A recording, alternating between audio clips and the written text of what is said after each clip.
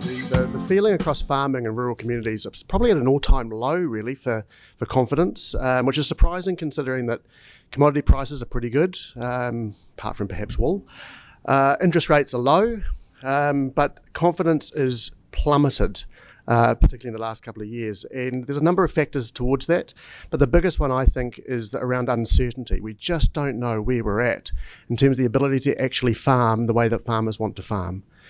And there's a whole lot of things in that, not even thinking about the impacts of the review that the Reserve Bank's doing on the capital requirements for trading banks, and how that's playing out in the field. We're already seeing ANZ, for example, sending letters out to farmers saying that there's going to be a 0.75% fee on your overdraft facility, not the amount you're borrowing, but the actual facility itself. And if you've got a $1 million overdraft or a $50,000 overdraft, 7.5% seems really, 0.75% seems really extravagant when the cost of servicing an overdraft is the same, however big it is. But they're trying, obviously, to claw back some money with this capital restructure that banks need to undergo. We're potentially looking at somewhere between 1 and 1.5% or 100 to 150 basis points increase on lending to agri. And there's a real problem in that because the banking sector already acknowledging that they're under a huge amount of pressure to get it right for agri. The cost of lending to agri is at the moment above the cost of capital. So the risk factor for banks around agri is exceedingly high, particularly because of the uncertainty that the government have provided us with where we're going as an industry. So let's just talk about that. You premised the zero carbon bill, which is being debated at the moment. No one disagrees that as a global community, we need to make sure our planet is well looked after. But the rate of change and the pathways for actually changing that is extraordinarily difficult. We're certainly not deniers of what needs to be done, but how and when and why is certainly on farmers' minds. And farmers feel, I think, that they're being used as the cure-all to get climate change right, when actually methane is at best a distraction in the long-term effects of what climate change does. Yes, there's something that we do need to do around methane, but that's certainly not the be-all and end-all.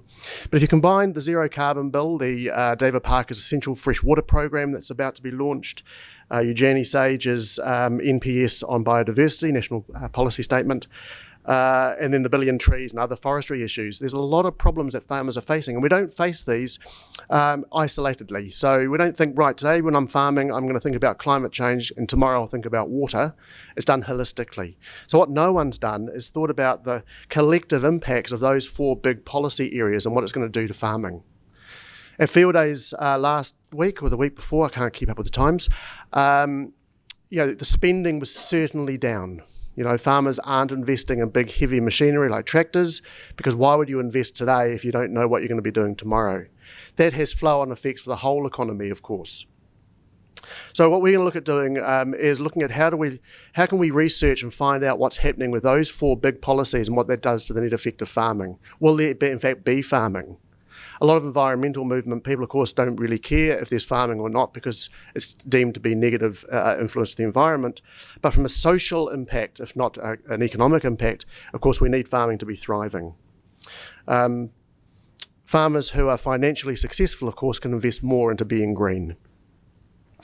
The last thing I just want to say is part of the solution for all these problems that the environmental considerations are giving us is that we need to collect and understand our data better.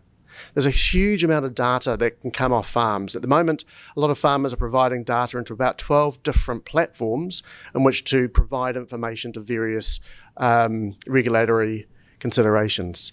There's probably about 9 platforms just for animal stuff at the moment. We need to have some system that allows us to aggregate all of that data into one platform. MPI are trying to do something called integrated farm planning. I've seen the wiring diagram for it. It's incredibly complex, and it's going to take some time to come through.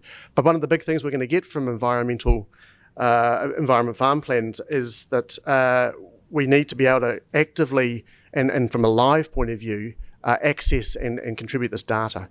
I was speaking to a farmer just the other day who lives 45 minutes south of Blenheim, and his connectivity is terrible. being outside of a main urban area, he pays about $500 a month for connectivity for his farm, and he can't even really downstream Netflix on that amount of width that he's able to purchase.